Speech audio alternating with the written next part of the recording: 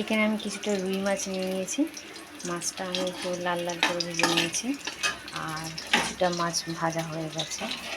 আজকের আমি এই রুই মাছ দিয়ে একটা আলাদা রেসিপি দেখাবো। এইটা হচ্ছে ঝালই দেখাবো মাছের।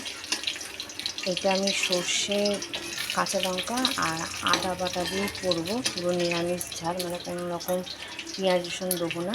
আর এটার জন্য আমি কিছু সবজি নিয়ে নিয়েছি, সেই সবজিটা তোমাদেরকে দেখিয়ে নিই। ক্যাপসিকাম কাটা, একটু টমেটো কুচানো আর একটা আলু। আমি এইটা দিয়ে রান্না করে আজকে তোমাদেরকে দেখাবো। মাছ ভাজার তেলের মধ্যেই আমি রান্নাটা করবো। তেলের মধ্যে একটু কালো জিরে দিয়ে দিলাম পরিমাণ মতো।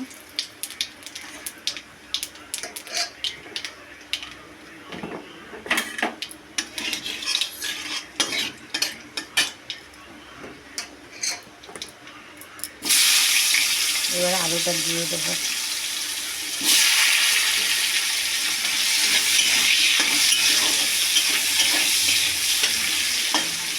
আলুটা একটু ভালো করে ভাজা হয়ে গেলে তারপর আমি ক্যাপসিকাম দেবো।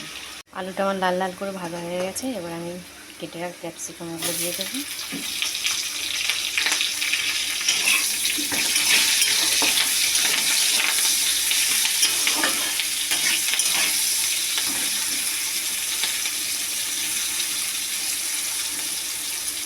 আর ক্যাপসিকামের সাথে আমি কুচানো টমেটোটাও দিয়ে দেবো।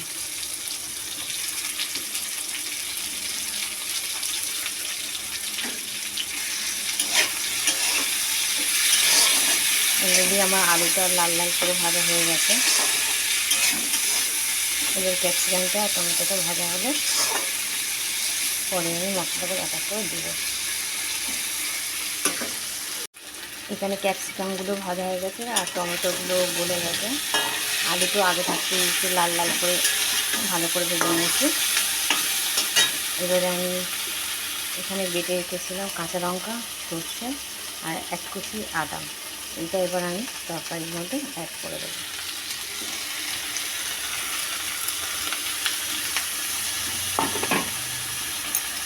পরিমাণ মতন নুন দিয়ে দেবো।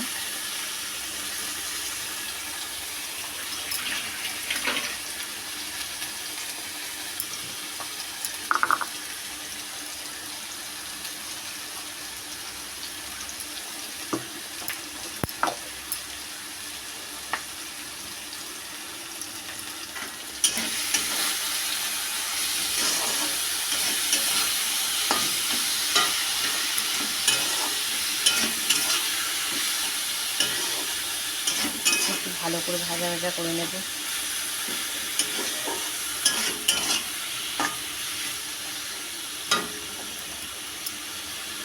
যাতে কাঁচা আদার গন্ধটা না থাকে।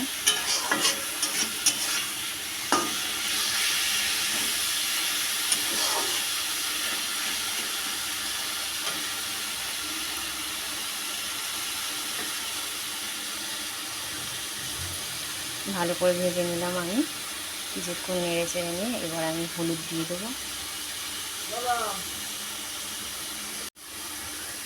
এই চামচে 1 চামচ হলুদ আর অল্প দেবো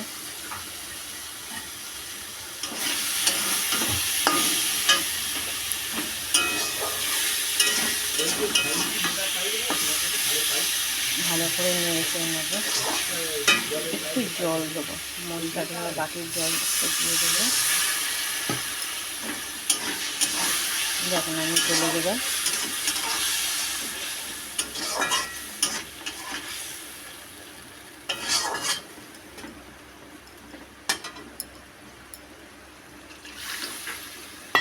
জল দিয়ে দেবো।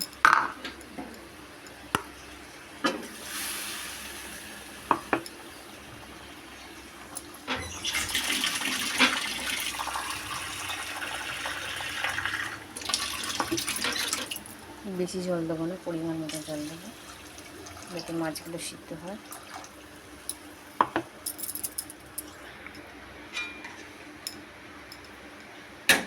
এবার আমি ঢাকা দিয়ে দেবো।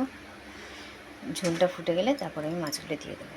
মাছের ঝালের জন্য আমি পরিমাণ মতো এখানে সর্ষে নিয়ে নিয়েছি, আর এখানটায় 6টা কাঁচা লঙ্কা নিয়ে নিয়েছি। আপনারা লঙ্কাটা কমিয়ে বাড়িয়ে নিতে পারেন। যদি বেশি ঝাল খান তাহলে 2-4টা লঙ্কা বেশি নিয়ে নেবেন, কারণ সবজি তো কমে যাবে, বেশি ঝাল হয়ে যাবে। সর্ষে আর কাঁচা লঙ্কার সাথে আমি 1 কুচি আদা নিয়ে নেবো, বেশি আদা নেব না।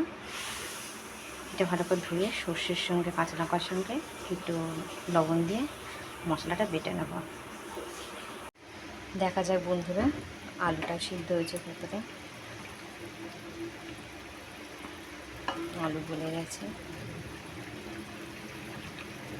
ক্যাপসিকামও সিদ্ধ হয়ে গেছে, টমেটো তো আগেই গুলে গেছিলো। তো এবার আমি মাছগুলো দিয়ে দেবো।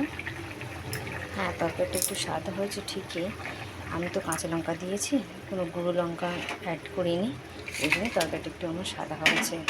যদি তোমরা কালার চাও তো তাহলে তোমরা গুঁড়ো লঙ্কা ব্যবহার করতে পারো, আমি গুঁড়ো লঙ্কাটা ব্যবহার করিনি। এবারে মাছে দিয়ে দিয়েছি, এবারে ঢাকা দিয়ে দেবো, দিয়ে মাছগুলো একটু সিদ্ধ করে নেব। এর মধ্যে কোনো জিরের গুঁড়ো অ্যাড করিনি, শুধু সর্ষে আর কাঁচা লঙ্কা, কয়েকটা পাকা লঙ্কা দিয়েছিলাম এর মধ্যে। এবার আমি ঢাকা দিয়ে দেবো, মাছের ঝোলটা ফুটে গেলে, মাছটা সিদ্ধ হয়ে গেলে ভালোভাবে তরকারিটা নামিয়ে নেব। 5 মিনিট পরে এসে আমি ঢাকনা খুলে দেখছি যে মাছগুলো সিদ্ধ হয়ে গেছে, ঝোলও বিশেষ নেই। এবার আমি তরকারিটা নামিয়ে নেব। এর মধ্যে আমি কোনো এক্সট্রা মশলা কিছু অ্যাড করব না, জিরের গুঁড়োও দেবো না। যা দেবার সর্ষে কাঁচা লঙ্কা দেবার আমি দিয়ে দিয়েছি, আর একটু আদা। তরকারিটা অলরেডি আমার কমপ্লিট হয়ে গেছে। তোমরা তো অনেকে পেঁয়াজ রসুন দিয়ে খাও, একদিন পেঁয়াজ রসুন ছাড়া এইভাবে রান্না করে খেয়ে দেখো, ভীষণ ভালো লাগবে। আমরা অনেকেই পেঁয়াজ রসুন খাই না হয়তো, তাদের জন্যে এই রান্নাটা খুব ফেভারিট রান্না। এইভাবে রান্না করে খেয়ে দেখো, আশা করি খুব ভালো লাগবে।